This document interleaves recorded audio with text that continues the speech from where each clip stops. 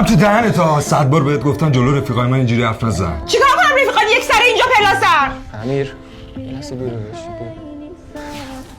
بشین داشت آروم باش، چرا عصبانی هستی؟ داداش نمیبینی چجوری داره باهم صحبت میکنه؟ هرچی باشه نباید دست رو دختر بلند کنی. بذار من باشه در صحبت کنم، شاید درست شد. بشینم اینجا. از حالا دیگه من او وایسا گفتم با هم دیگه حرف میزنی درستش میکنی دیگه. مگه با تو نیستم؟ داداش واقعا خسته شدم دیگه، اصلا مخم نمیکشه. چی بگم؟ الان خدا وکیلی به نظر تو مقصر کیه؟ چیزی که من دارم میبینم توی پسر وفادار و خوش اخلاقی و داری کار میکنی همش. اون تو مخی منم باشه، مثلا مخم نمیکشه آجی. بذار من یه ذره باش صحبت کنم. بس چی شده؟ میخوام ازش جدا شم.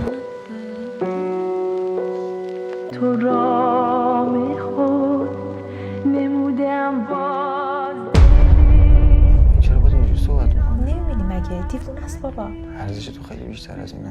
میدونم. بابا این اصلا لیاقت تو رو نداره، چرا انقدر باش بحث میکنی؟ امیر خیلی رو مخمه رضا. خیلی رو مخه. میدونم.